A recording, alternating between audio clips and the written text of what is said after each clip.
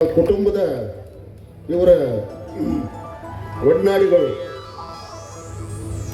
ಹಿರಿಯರು, ರಾಜಕೀಯ ಧುರೀಣರು, ಇರ್ಗೌಡ ಪಾಟೀಲ್ ಕಾಕ ಅವರು ಮಾಜಿ ಕಾಡಾ ಅಧ್ಯಕ್ಷರು, ಅವರು ಕೂಡ ಈ ಕಾರ್ಯಕ್ರಮಕ್ಕೆ ಬಂದಿದ್ದಾರೆ. ಅವ್ರಿಗೂ ಕೂಡ ಸ್ವಾಗತವನ್ನು ಕೋರ್ತೀನಿ.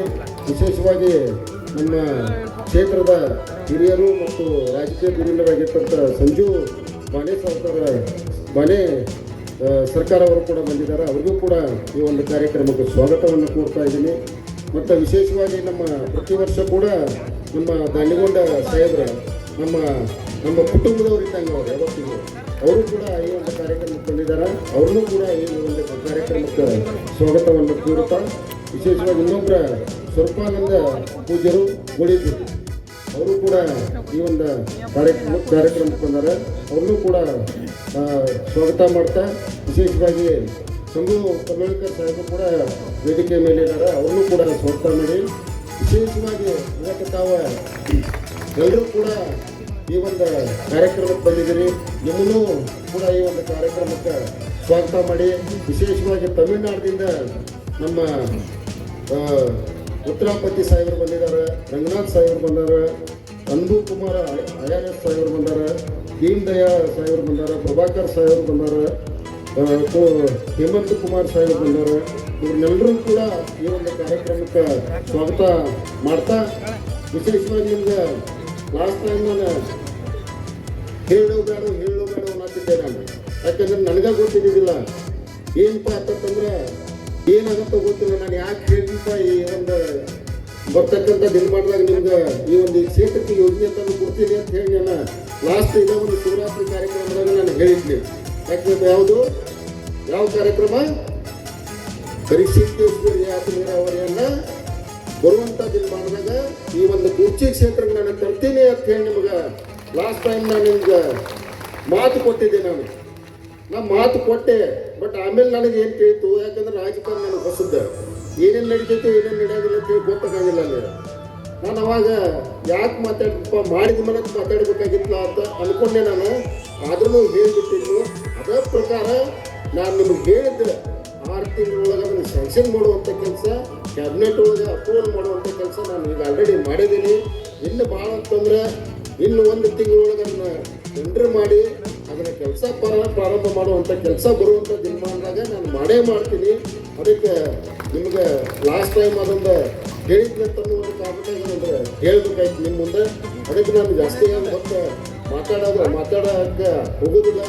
ಯಾಕಂದ್ರೆ ನಿಮ್ಗೆ ಈ ಒಂದು ಸ್ಟೇಜ್ ಕಾರ್ಯಕ್ರಮಕ್ಕಿಂತ ಮುಂದೆ ಹಾಡೋ ಕಾರ್ಯಕ್ರಮ ನಿಮ್ಗೆ ಭಾಳ ಮಜಾ ಕೊಡ್ತೈತಿ, ನಮ್ಗಿಂತ ಹೆಚ್ಚು ನಿಮ್ಗೆ ಅದ ಮಜಾ ಕೊಡ್ತೈತಿ. ಅದಕ್ಕೆ ನಾನು ಜಾಸ್ತಿ ಹೊತ್ತು ಮಾತಾಡೋಂಗಿಲ್ಲ. ಬರೋದು ಕೂತಿರ್ಗೂ ನಾನು ಹೇಳ್ತೀನಿ, ನಾನು ತಾವು ಒಂದು 5 ನಿಮಿಷ ಒಂದೊಂದು ಮಾತಾಡೋದು ಮುಂದಿನ ಕಾರ್ಯಕ್ರಮ ತಾವು ಅನುವು ಮಾಡಿಕೊಡ್ರಿ ಅಂತ ಹೇಳಿ ಅವ್ರಿಗೂ ಕೇಳ್ಕೊಂಡ.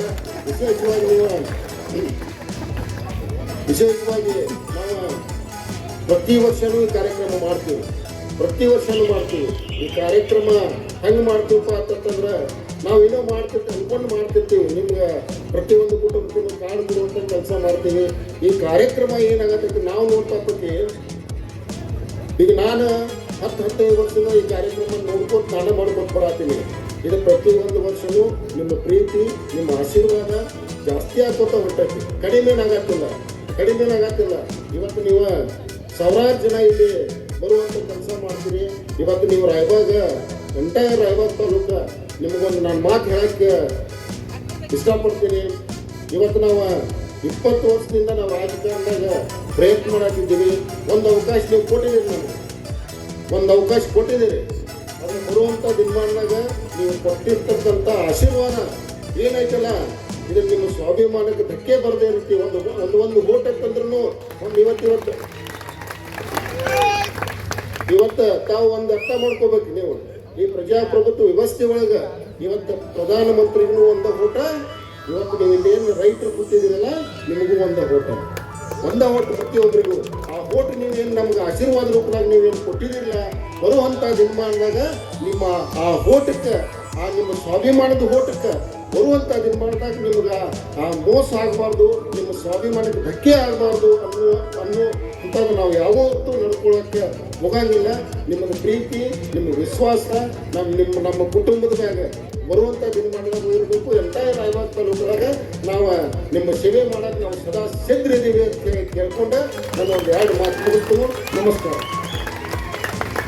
ಪತ್ರಕರ್ತರು ಬಂದಿದ್ದಾರೆ, ಅವ್ರಿಗೂ ಕೂಡ ನಮ್ಮ ಈ ಒಂದು ಕಾರ್ಯಕ್ರಮಕ್ಕೆ ಮತ್ತು ನಮ್ಮ ಕುಟುಂಬದ ಪರವಾಗಿ ಅವ್ರಿಗೂ ಒಂದು ಸ್ವಾಗತವನ್ನು ಕೋರುವಂಥ ಕೆಲಸ ನಾವು ಮಾಡ್ತೀವಿ. ನಮಸ್ಕಾರ.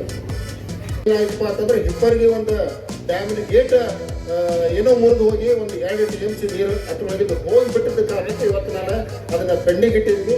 ಬರುವಂಥ ದಿನಮಾನದಾಗ 19 ಕೆರೆ ಇವತ್ತು ಅವ್ರು ಅವ್ರು ಮಾಡ್ರಿ ಅವ್ರು 39 ಕೆರೆ ಒಳಗೆ 11 ಕೆರೆ ಮಾತ್ರ ಅವ್ರು ಚಾಲು ಮಾಡುವಂಥ ಕೆಲಸ ಮಾಡ್ಯಾರ.